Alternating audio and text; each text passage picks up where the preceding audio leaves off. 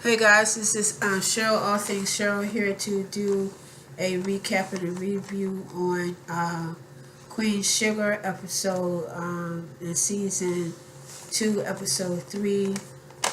What do I care for?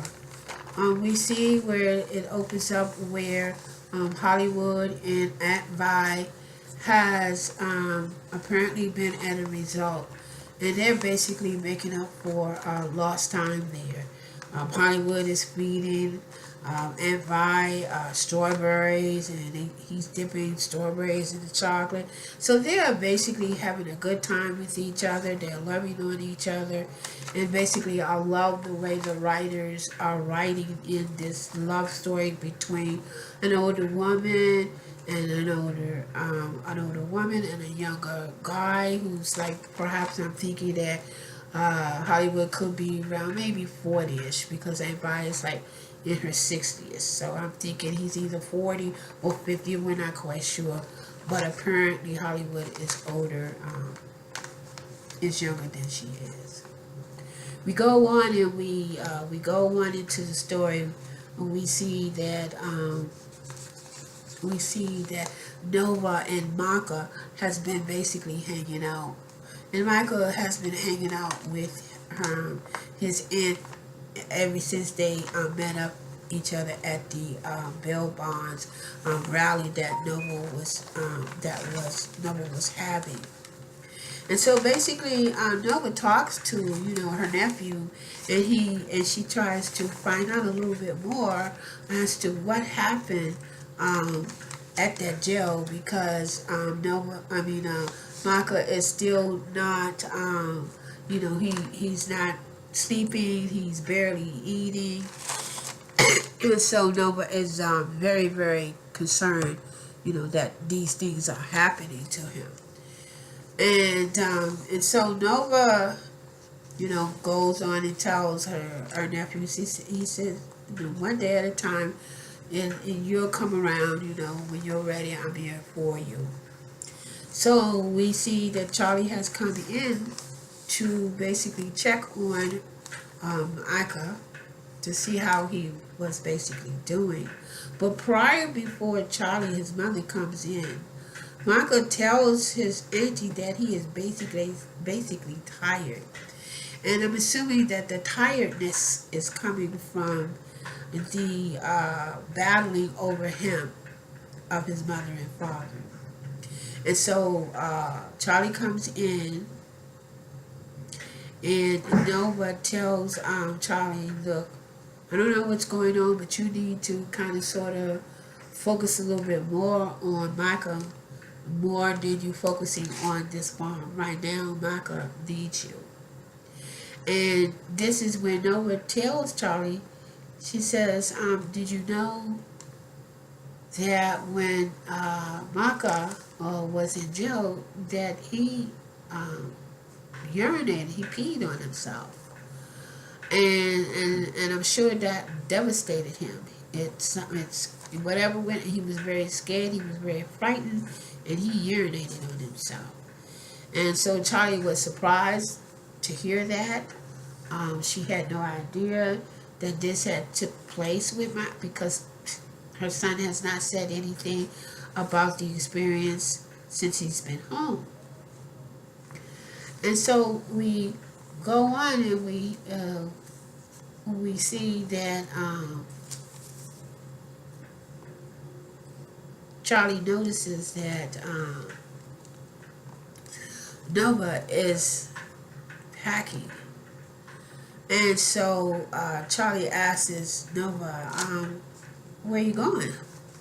And so Nova says to Charlie, well, I have been invited to attend and to speak on mass incarceration at this symposium in Atlanta.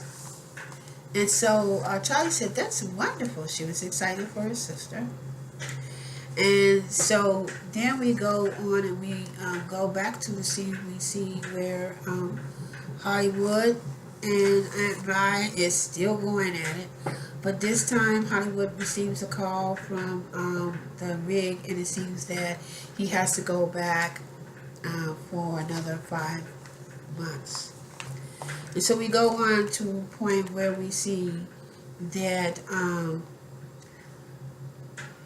Ralph Angel gives Charlie a call.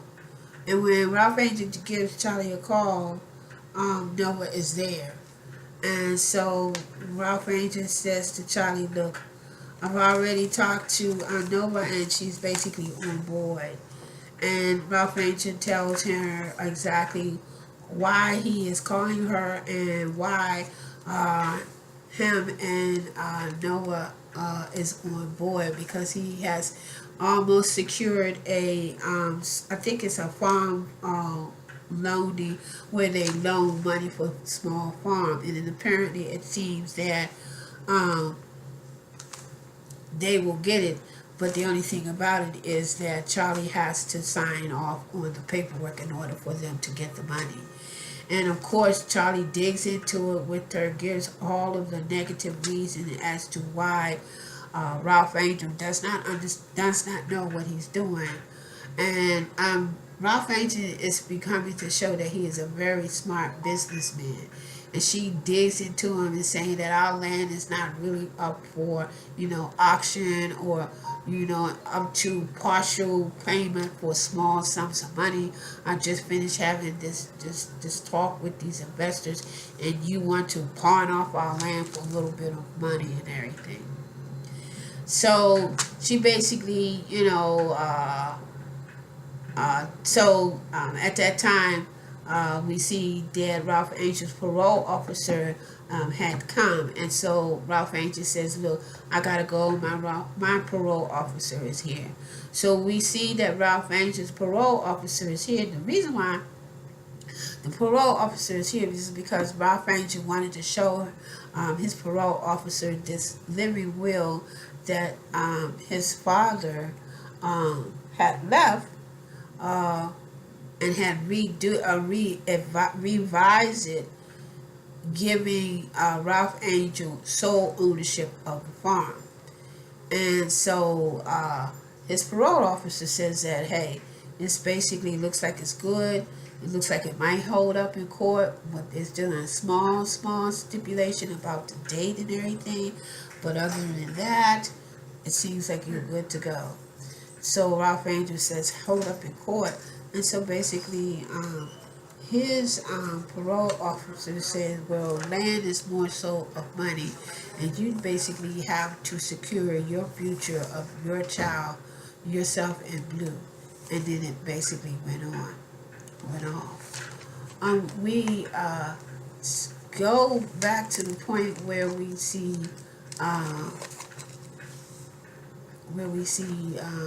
Nova. Nova has basically arrived in Atlanta at the symposium. And the symposium and the conferences, they're having this little meet and greet just before the symposium. And so she gets a chance to meet the other person that is also going to be on the symposium, or on this panel that they are having. And this is when we get an introduction to Dr. Robert Duvalier. And so Dr. Robert Duvalier has the same passionate conviction as Nova has when it comes to mass incarceration. And so we go on and we see a point where it is that we see that Ralph Angel is in the kitchen, and he's doing something in the kitchen, but we hear this sounding as like and that sound is coming from a drone. And the reason why it's coming from a drone is because Blue sees it, and Blue calls his dad, and then he says, Dad. And so Ralph Angel stops what he's doing, go outside, jump the fence, and see what's going on. And it seems that the Landria has put a drone has been surveying their land, Queen Sugar's land. And it landed in the on the land of Ralph Ancient in their farm. And so Ralph Ancient takes the drum and he takes Blue out and he leaves. At that time, we see Charlie basically in the car, basically talking to her son and asking her son and asking him, did you agree to the fact that you wanted your father to have joint custody? And he said, well, I just basically wanted to get to know my father a little bit more, where he could, I could spend more time with him. And then this is when Charlie said to himself, I thought so. And so we go on and we basically skip to, we see, well, Ralph Angels basically brought the drone to the Landria's office and told the Landria, and the Landria, the nephew says, well, hello, Mr. Ralph. And so Ralph Angel says, my name is Ralph Angel. And he tells the nephew of the Landry, you know exactly what's been going on. You guys have been spying on me and my land. And I need for you to basically stay away from my land. And so, stay away from my land. And so, little asshole, this is one thing you do not do. You do not bring in children. They are prized possession. He tells Ralph Angel, he says, I noticed that Blue be by himself a lot. Then that's when Ralph Angel looked at him. He jerked him up in the collar, and he said, if you ever go to my land, and if you ever go near my son, I'm going to whoop that ass of yours. It's going to be some repercussion. He said, stay away from my son. In the meantime, the Landry called him a jailbird. He said, because Ralph Angel had his hands up like this, and Ralph Angel had his hand like this, and he wanted to punch his lights out. And the guy said, go ahead, do it. You parolee, I want you to do it, to have you sent you back into jail, do it. And so Ralph Angel didn't do it. He let him go and he left. He didn't say anything. He said, stay away from my land and stay away from my child. In the meantime, we see Charlie. And we see Davis. Charlie comes barging into Davis's where Davis is living. And Charlie said, I knew that what you told me, I knew you were lying. She says, I knew you were lying. You manipulated my son. You manipulated his words. She said, you ain't nothing but a liar. You manipulate people and you are lying, and I knew that you will never have joint custody. And so Charlie goes on and says, you will never have joint custody of my son and everything. And then David said, look, Charlie, I never had a father. I had a mother, but I didn't have a father. You, on the other hand, with your father and your mother, Lauren knew that you needed to be a part of your father's life. She knew that. That's how she and your father was able to get along. He called her the name, but I can't remember the name. He called the name. And he said, I need to be a part of my son's life. That's one reason why I came back, to be a part of my son's life. That's why I moved here, to be a part of my son's life.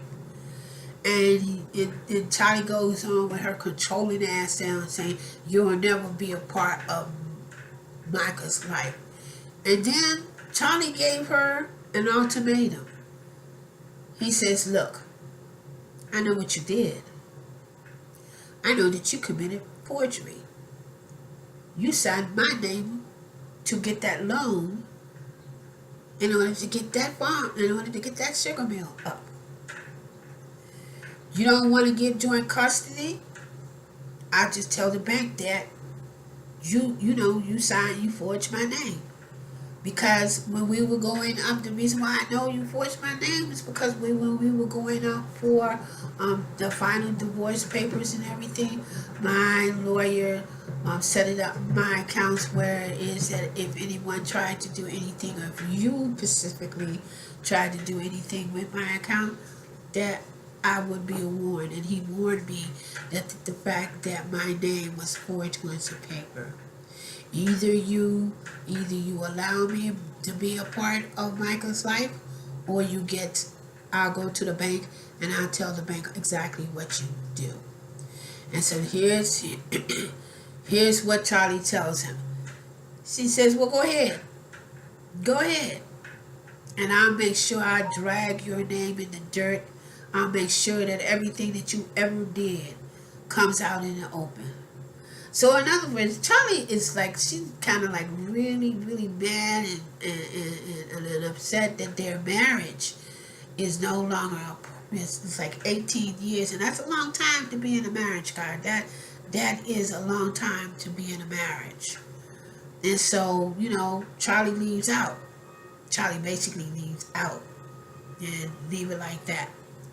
So in the meantime, we dealing with we're back in Atlanta, and this time Dr. Robert Dubaye in Nova is at the symposium, and they are having their debate on mass incarceration and how it destroys the family, how it brings down the self-esteem, and how, what it does as a whole.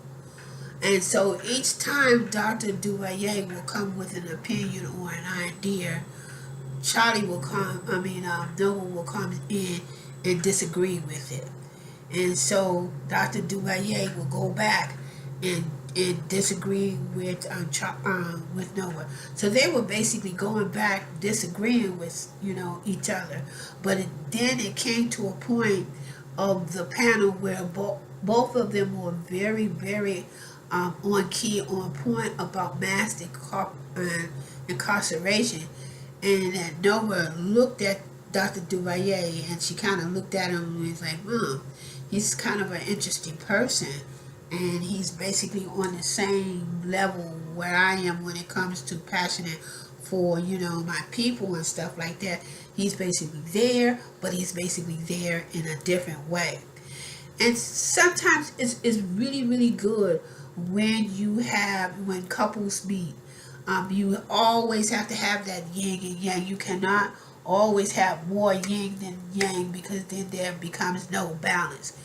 And it seems like we don't know. We have to see as the season go along. It seems like it seems like Nova may be having a little bow, a little chocolate bow in Atlanta. We're not quite sure, but we shall see as it goes along. In the meantime, we go to Aunt Vi and Hollywood. This time they're not in the bed. Hollywood brings out, I guess, like a dinner or something to Aunt Vi, and they sit down and they begin to talk and everything. And this is when Hollywood tells Aunt Vi that he is basically tired working on the rig, and he is looking at some other avenues. He wants to be make sure that he's in St. Paul where she is. He has to be close and near to her. He does not want to be separated from her anymore. He is basically making a commitment, a serious commitment to Envi. And so we see that Envi goes in the back of Hollywood because they're sitting down. She gets up from the table in the back of Hollywood and she hugs him and everything.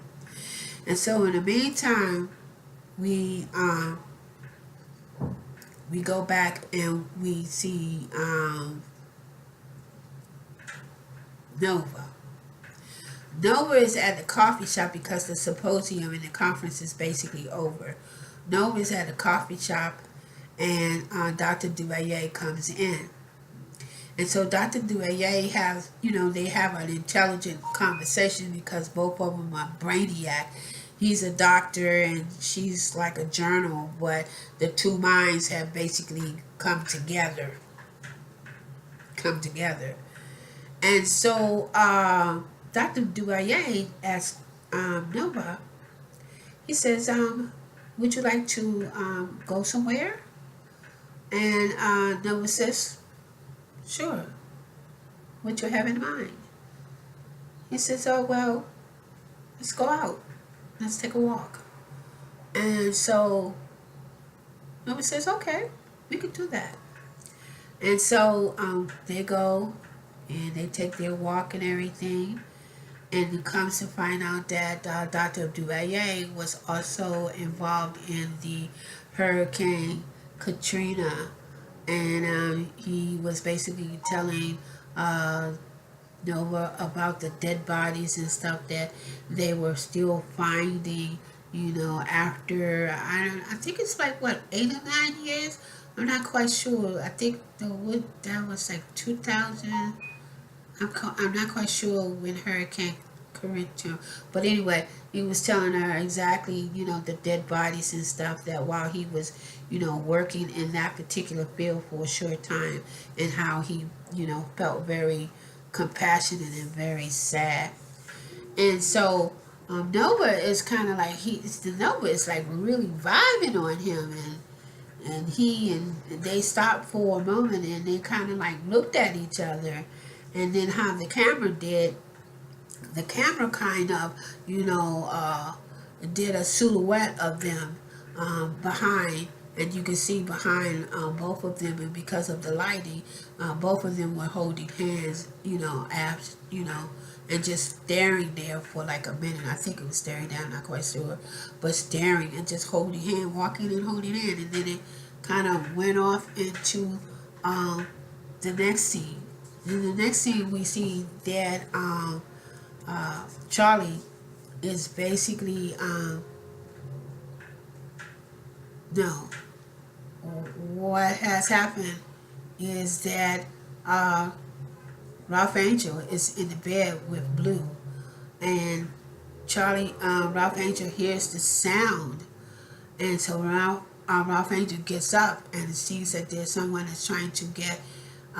That's doing something in the farm or something like that. So Ralph Angel gets up and he goes and get his gun. No, he goes and get his buckshot. His buckshot. I guess whatever. He goes on and gets his rifle. I'm just gonna say he goes on and gets his rifle and he cocks it and everything. And so he shoots it up in the air.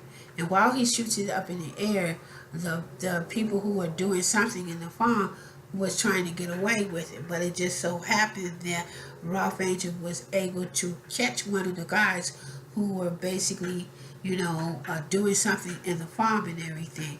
And so Ralph Angel wrestled this guy down to the ground, and he had a sack over his head, so he pulled the sack over his head, and he see that he knew this guy, and his name was Robert Lee. And so you see Robert Lee, you see Ralph Angel, you see Charlie, and you see the foreman of the farm there. And Robert Lee is basically saying, well, I didn't really want to do it and everything. I didn't have any money. I was telling my wife, I didn't have a job. I was telling my wife I was going out pretending that, I had someplace to go, but really I didn't really have any someplace to go. So the Landry asked me to be a part of the infiltration, to ask me to come to the farm and kind of get samples of you guys' cane and everything. And so Charlie was like, "Look, let's call the police. Let's call the police. This is ridiculous. This gives us the opportunity to, really shed light on the lantern and exactly what they're doing and everything. They need to be exposed." And so Ralph Angels was saying, "No, no, no, no, no, no, no, no, no, no, no, no, no. We don't want to do that. Wait." And so Charlie was like, "You mean tell me that somebody else is coming on your land and you don't want to do nothing about it?" And Ralph Angel says, "Look, no, Charlie, stop." She says when people are down on their luck and they don't have any jobs, they will basically do anything. And trust me, I know, because I was there. I was there. I believe in Ralph Angel and this it seems like this phrase is becoming to be a phrase. It's becoming to be a mantra. He said, "I believe in giving second chances." See, that's the same conversation he had with Auntie Vi. When Auntie Vi really realized that, Auntie Vi really realized that she could do stuff. And so that's when she became the manager, and she, started hiring people. And Auntie Vi used that same mantra. I believe in giving people second chances. And I think that's cool. You should, at least give people second chances. And people will show you who they are by the things and the actions that they do. So give them a second chance. All right, ain't right? Fine. You don't say I believe that. Charlie was like, really, not really having it. She ain't want to get nobody second chances for what? I ain't get second chance on my marriage, so why should I? I mean, she's like all fired up because she got to go through all this divorce and stuff like that. So she was like, I ain't trying to get nobody second chances. They ain't gonna give me no second chances. So it kind of, went off. And so we see, in the meantime, we see that Aunt Vi and no, we see that Charlie and Ralph Angel go to the lantern's office. Charlie goes off on the lantern. Ralph Angel was getting ready to get into that ass, but Charlie pulled Ralph Angel back. Charlie says, "If you ever come to my family again, if you ever try to affect or do anything to any of my family, it's you do one damage, you do the other. Stay away from our family." And so this is when the lantern told Charlie, he says, "Look, we've been in the cane business for 100 years. How long you been in the cane business? 3 weeks?" And Charlie was like, "It don't really make no difference as to how long I've been in the sugar cane business. How long we've been in the sugar cane business? Apparently, you guys are nervous because you're doing all of this. You doing all of this, so you're showing me exactly how you feel about us. But we ain't going nowhere. Stay the heck away from my family. Stay the heck away from my family."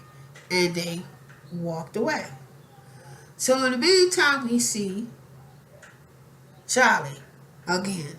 But this time Charlie has taken, we see Charlie, we see Ralph Angel, and we see Micah. But they are at the house. They pull like a little surprise party for their auntie who basically came back.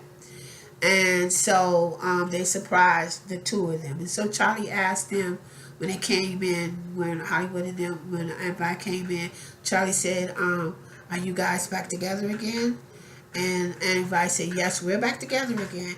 And she said, "Oh, thank God, because without you and Hollywood together, it just doesn't seem the same. It's totally different around here.